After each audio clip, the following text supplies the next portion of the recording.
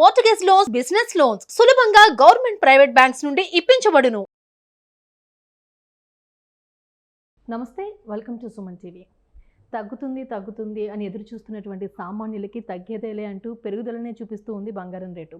దీపావళి నాటికి 78,000 మార్కును చేరే అవకాశం ఉంది అంటూ కూడా విశ్లేషకులు చెబుతున్నటువంటి ఈ సిచ్యువేషన్స్లో మనతో పాటు మాట్లాడడానికి సికింద్రాబాద్ స్వర్ణకార సంఘ నాయకులు దుబ్బాక కిషన్రావు గారు ఉన్నారు. నమస్తే కిషన్రావు గారు. మనం ఎప్పుడు మాట్లాడుకున్నా కూడా పెరుగుతుంది అన్న టాపిక్కే మనం మాట్లాడుకోవాల్సిన సిచ్యువేషన్స్ కనిపిస్తూ ఉన్నాయి రీసెంట్ టైమ్స్లో. అసలే వచ్చేది పండగల సీజన్. ఈ టైంలో బంగారం కొనాలని చాలామందికి ఒక ఆశ ఉంటుంది. ఇలాంటి టైంలో పెరుగుదల అనేది సామాన్యుడు ఎలా తీసుకోవాలంటారు? వేరే మార్గం లేదు. ఇప్పుడున్న పరిస్థితుల్లో తగ్గే సూచనలు ఎందుకు కనబడడం లేదంటే, ఇప్పుడు కొత్తగా హమాస్కు ఇరాన్ కూడా తోడైంది వార్లో ఇజ్రాయెల్తో. తగ్గే సూచనలు కనపడడం లేదు. ఇంకా కూడా రష్యా ఉక్రెయిన్ వార్ అలాగే ఉంది.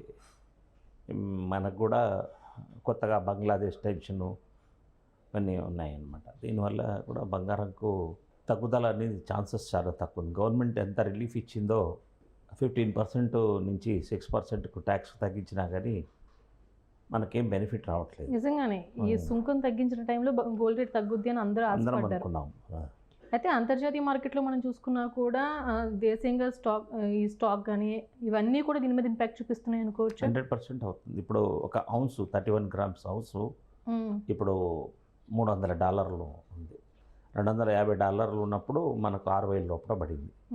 ఇప్పుడు $300 ఇంటర్నేషనల్ మార్కెట్లోనే బంగారం ధర ఉన్నప్పుడు మనకు తక్కువ రావడం అనేది ఉండదు. అలాగే మనము అంతర్జాతీయంగా ఈ ఫెడ్ రేట్లు కావచ్చు, బులియన్ రేట్లు కూడా ఎంతవరకు దీని మీద ఇంపాక్ట్ చూపిస్తున్నాయి అనుకోవచ్చు? ఖచ్చితంగా చూపిస్తూనే ఉన్నాయి కదా. ఇంకా బులియన్ తగ్గే సూచనలు కనపడడం లేదు. ప్రతివాడు పెద్ద పెద్ద కార్పొరేట్ సంస్థలు బంగారాన్ని కొనడానికి అవకాశం కూడా బాగా జోరుగా ఉంది. సో ఇప్పుడున్న రీసెంట్ టైమ్స్లో కనుక మనం దీన్ని చూసుకుంటే ఇన్వెస్ట్మెంట్ పర్పస్ చాలామంది అది బాగా బెనిఫిట్ ఉంది. సామాన్యుడికి ఏం బెనిఫిట్ లేదు. సో అవసరానికి కొనుక్కోవాలి, ప్రస్తుతం అవసరానికి అన్నది ఎవరికి ఇంకా ఛాన్సే లేదు. మ్యాక్సిమం ఫ్యూచర్ ఇన్వెస్ట్మెంట్ కోసం కావాలి, మన దగ్గర లిక్విడ్ అమౌంట్ ఉంది అనుకుంటే కొనుక్కోవాలి. ఇంకా ఇప్పుడు ఫ్యూచర్లో ఫస్ట్ వీక్ ఆఫ్ అక్టోబర్ నుంచి పండుగలు, మ్యారేజ్ సీజన్ ఉంది కాబట్టి కంపల్సరీ ఉండేవాళ్ళు, పెళ్ళిళ్ళు అనుకునే వాళ్ళకి మాత్రం కంపల్సరీ గోల్డ్ కావాలి కాబట్టి కమిట్ అయి ఉంటారు కాబట్టి కొనేయాల్సిందే. ఇప్పుడే కొనుక్కోవడం బెటర్ అంటారు. సో మనం ఇప్పుడు మాట్లాడుకున్న దాన్ని బట్టి దీపావళి నాటికి 78,000 వరకు చేరే అవకాశం ఉంది అని మాట్లాడుకుంటూ ఉన్నాం. ఇంకా ఎంతవరకు పెరిగే ఛాన్స్ ఉందంటారు? మెల్లగా 80,000 కూడా వెళ్తుంది. తర్వాత 85-90 కూడా వెళ్తుంది. కాకపోతే ఇమీడియట్గా నేను చెప్పలేము. 2025లో మాత్రం ఖచ్చితంగా అప్వర్డ్ ట్రెండే నడుస్తుంది పక్కా అంత. ఈరోజు కూడా నిన్నటి రాత్రి రేటు 75,750 రాత్రి రేటు. ఇప్పుడు 800 ఉంది. అవును, ఈ 3 రోజుల్లో చూసుకుంటే కనుక మనం దగ్గర 3,000 దాకా పెరిగినటువంటి సిచ్యువేషన్స్ కనిపిస్తూ ఉన్నాయి. ఇఫ్ ఇన్ కేస్ ఎనీ ఛాన్సెస్తో తగ్గే అవకాశం ఏ కండిషన్స్లో మనకి దొరికే ఛాన్స్ ఉందంటారు? తగ్గే ఛాన్స్ ఉంది అనుకుంటే కనుక ఎటువంటి పరిస్థితుల్లో తగ్గుద్ది అనుకోవచ్చు? రెండు ఈ రష్యా ఇవన్నీ ఈ వార్స్ అన్నీ సబ్సిడైజ్ అయిపోతే అందరికీ కూడా సంతోషమైన వార్త వస్తుంది. గోల్డ్ కూడా తగ్గుతుంది. అది జరిగే పరిస్థితులు మాత్రం పరిణామాలు చూస్తే ఇంకా బ్యాడ్ టు వర్స్ అవుతున్నాయి. మనకు బంగారం తగ్గలేకపోవడానికి ఇది ఒక ప్రధాన కారణమని నా విశ్లేషణ. సో ఖచ్చితంగా కేంద్ర ప్రభుత్వం ఆలోచిస్తున్నటువంటి విధానం 9 క్యారెట్ గోల్డ్, ఇంకా అదే తీసుకొచ్చే ఛాన్స్ ఎక్కువగా ఉన్నట్టుగా కనిపిస్తుంది. ఎందుకంటే బంగారం రేటు ఇలా పెరిగిపోతున్నటువంటి సిచ్యువేషన్లో బంగారం పెట్టుకోవాలనైతే ప్రతి ఒక్కరికి ఉంటుంది. ఎంత 1 గ్రామ్ గోల్డ్ ఉన్నా, సిల్వర్ జ్యువెలరీ ఉన్నా బంగారం కొన్న విలువ బంగారానికే ఉంటుంది. సో ఆ దిశగానే చాలామంది ఆలోచించే అవకాశం ఉంటుందేమో. ఆర్నమెంట్స్కు మాత్రం ఆ విధంగా ఆలోచించాలా. కానీ మనం ఎప్పుడైనా మళ్ళీ అమ్మాలనుకున్నప్పుడు ఇది ఓన్లీ మనకు అవసరానికి ఇన్వెస్ట్మెంట్ అనుకుంటే మాత్రం మీరు 24 క్యారెట్ గోల్డే ఉంచుకోవాలి. ఆర్నమెంట్ చేయించుకుంటే చిన్న పాపలకు, school going children, colleges going చిల్డ్రన్కు, గర్ల్స్కు చైన్స్ అని పర్లేదు. 9 క్యారెట్లో ఉండని, 18 క్యారెట్లో ఉండని నష్టం లేదు. సో గోల్డ్ పెట్టుకోవాలనుకున్న వాళ్ళకి 9 క్యారెట్ ఓకే. ఎంతవరకు మనకి అది స్ట్రాంగ్ ఉంటుంది అంటారు? ఎందుకంటే 30%, 33% ఉంటుంది. 37.5% ఉంటుంది. అంటే ఆల్మోస్ట్ 1/3 అనుకోండి. ఓకే. 1/3 ఉండి మిగతాది సిల్వర్, కాపర్ ఉంటుంది కాబట్టి చాలా హార్డ్గా ఉంటుంది, తెగిపోయే ఛాన్సెస్ అయితే లేదు. 22 క్యారెట్ గోల్డ్ ఆర్నమెంటు ఇంటి దగ్గర మన లేడీస్ ముగ్గేస్తున్నా, పాల ప్యాకెట్ తీసుకోవడానికి బయటకు వచ్చినా, లేదా కూరగాయలు తీసుకోవడానికి బయటకు వచ్చినా, ఈ చైన్ స్నాచర్స్ స్కూటర్స్ మీద వెళ్తూ బళ్ళ మీద వెళ్తూ గుంజేస్తున్నారు. అది రాదు, మేడం పడిపోవచ్చు, కానీ వాళ్ళకు మాత్రం చేతికి రాదు. ఏమైనా కొంచెం గీత పడితే పడవచ్చు, వాళ్ళ చేతికి రాదు. ఈ తొసుకులాటలో వాడు దొరికినా దొరకవచ్చు, వాడు కూడా వెహికల్ నుంచి పడిపోవచ్చు. మనతో కంపేర్ చేసుకుంటే కొంచెం ఇంటర్నేషనల్ మార్కెట్లో దుబాయ్ కావచ్చు, యూఎస్, ఫారిన్ కంట్రీస్లో కావచ్చు, కొంచెం గోల్డ్ రేట్ తక్కువ ఉంటుంది అని ఒక భ్రమ అయితే ప్రతి ఒక్కరికి ఉంటుంది. ఇది ఎంతవరకు కరెక్ట్ అంటారు? మనం ఇన్ కేసు అక్కడికి వెళ్ళి తెచ్చుకునే పరిస్థితుల్లో ఎంతవరకు పాసిబుల్ అవుతుంది అంటారు? అది మన కేంద్ర ప్రభుత్వం ట్యాక్స్ ఇప్పుడు 6% పెద్ద డిఫరెన్స్ ఏముంది మనకు.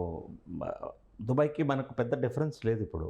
ఓకే, అక్కడ ఇప్పుడు 70,000 ఉంటే మనకు 75,000 ఉంది అంతే. అంత దానికి గురించి మనం దుబాయ్కి వెళ్ళి తీసుకోవడం ఎందుకు? సో మన అక్కడ 60,000 ఉంటే ఇక్కడ 75,000 ఉంటే ఇది తెచ్చుకున్నా మనకు లాభం. 10 తులాలు తెచ్చుకున్నా కానీ ఫ్లైట్ ఖర్చులు లేకపోతే మిగతా దానిలో బెనిఫిట్ అవుతుంది. ఇంకా కూడా ఎవరికైనా అవసరాలు ఉంటే మాత్రం ఇప్పుడే తీసుకోవడం బెస్ట్. ఇంకా కూడా వెయిట్ చేయడం అవసరం లేదు. ఖచ్చితంగా చాలామంది వెయిట్ చేస్తూ ఉన్నారు, ఇంకా తగ్గుద్దేమో అని చెప్పి. ఇటువంటి సిచ్యువేషన్స్లో ఖచ్చితంగా అందరికీ ఇది ఒక బ్యాడ్ న్యూస్ అనే బ్యాడ్ న్యూస్. అంటే సువర్ణం అనేది, బంగారం అనేది ప్రతి వారికి ఆశ ఉంది కావాలని, ఎస్పెషల్లీ ఇండియన్ మహిళలకు. ఇంకా దాంట్లో సౌత్ ఇండియన్, కర్ణాటక, హైదరాబాద్, తెలంగాణ, ఆంధ్రాలో, తమిళనాడులో బాగా డిమాండ్ ఉంది గోల్డ్కు. ఈ 4 రాష్ట్రాల్లో బాగా డామినేట్, ఇంక్లూడింగ్ కేరళ, హైదరాబాద్ బాగా డామినేట్ చేస్తాయి గోల్డ్కు. ఇప్పుడు మనకే అందుబాటులో ఉండడం లేదు. ఎక్కువ నష్టపోతున్నామో మనమే. మన సౌత్ ఇండియన్ లేడీస్కే నష్టం ఎక్కువ జరుగుతుంది. కేసెస్లో మన గవర్నమెంట్ కూడా గోల్డ్ని కొని ఇన్వెస్ట్ చేసుకున్నటువంటి పరిస్థితులు కనిపిస్తూ ఉన్నాయి, దానికి ఉన్న డిమాండ్ని బట్టి కూడా. అంతే కదా, లాస్ట్ ఇయర్ వరకు విపరీతమైన గోల్డ్ కొనింది చైనా. వాళ్ళకి ఈక్వల్గా మనం కూడా ఒక 20% వరకు మనం కూడా కొన్నాం. కానీ చైనా కొని నిల్వ ఉంచింది. అది ఎప్పుడైనా మార్కెట్లో రిలీజ్ చేస్తుంది. అది అలా ఒక టన్నులు రిలీజ్ చేస్తే గోల్డ్ పడిపోతుంది rate. Okay, if in case అటువంటి కండిషన్స్లో మాత్రం గోల్డ్ తగ్గే ఛాన్సెస్ ఉందంటారు. ఈ చైనానే కాదు, స్విట్జర్లాండ్ అయినా కానీ, ఆస్ట్రేలియా, అమెరికా, జర్మనీ ఇలాంటి ఏ బాగా సాలిడ్గా ఉన్న దేశాలు ఏవి కూడా గోల్డ్ రిలీజ్ చేసినా కానీ పడిపోతుంది రేట్. అది కూడా తాత్కాలికమే ఉంటుంది. గోల్డ్ రిలీజ్ చేసిన 10-15 రోజుల వరకే తక్కువ ఉంటుంది, మళ్ళా బ్యాక్ టు పవిలియన్ వస్తుంది అలా రేట్. అయితే గోల్డ్ తీసుకునే దాంట్లో మనకి కొన్ని స్కీమ్స్ కానీ ఇవన్నీ చాలామంది యూజ్ చేస్తూ ఉంటారు. అవి ఎంతవరకు సేఫ్ అంటారు? లేకపోతే మనం లిక్విడ్ అమౌంట్ పెట్టి ఒకేసారి గోల్డ్ తీసుకోవడం ఎంతవరకు సేఫ్ అంటారు? లిక్విడ్ కొని తీసుకోవడమే బెస్ట్ అండి. మనం మన డబ్బులు వాళ్ళ దగ్గర పెట్టిన తర్వాత వాడు చెప్పినట్టు మనం తీసుకోవాలి, కానీ మనం చెప్పినట్టు వాడు ఉంటుంది. షోరూంలో నీ ముందేమో నీ డబ్బులన్నీ తీసుకుంటాడు. When you are finally after 11 months or 12 months or 13 months when you go for ornaments, అప్పుడు అమ్మ ఈ రేట్ ఉంది తీసుకోండి అంటాడు. మీ స్కీమ్లో ఇవే ఉన్నాయి ఐటమ్స్, మిగతా ఐటమ్స్కు అది రేట్ ఎక్కువ అని చెప్తాడు. ఏవైనా డొంక తిరగడుగా ఉండొచ్చు. కాబట్టి cash and carry is the best. Okay, అలాగే మనం ఈ జ్యువెలరీ షాప్స్కి అలాగే హోల్సేల్ షాప్స్కి వచ్చేసరికి ఎక్కడ బెస్ట్ అంటారు? ఎక్కడ మనకి ప్యూరిటీ ఎక్కువ ఉంటుంది అంటారు గోల్డ్లో? హోల్సేల్ మార్కెట్లో మీకు ఇంపోర్టెడ్ స్విస్ గోల్డ్ దొరుకుతుంది. ఓకే, ఒకవేళ మీకు లోకల్ గోల్డ్ కావాలనుకున్నప్పుడు 2-3% లెస్తో దొరుకుతుంది. కానీ ఇంపోర్టెడ్ గోల్డ్ తీసుకోవడం వల్ల మనకు ఫుల్ వాల్యూ వస్తుంది మార్కెట్. మీరు ఇప్పుడు ₹1,00,000 గోల్డ్ తీసుకుంటే మీకు 99,500 రూపాయలు మీకు మార్కెట్లో వచ్చేస్తుంది. ఎవరు కూడా మీడియల్ మ్యాన్ అవసరం లేదు, మీరు వెళ్ళి తీసుకోవచ్చు. సో ఫైనల్గా మీరైతే పెరిగేదే కానీ తగ్గేది లేదని చెప్పేస్తున్నారు. రైట్, థ్యాంక్ యూ కృష్ణరావు గారు, థ్యాంక్ యూ సో మచ్ అండి.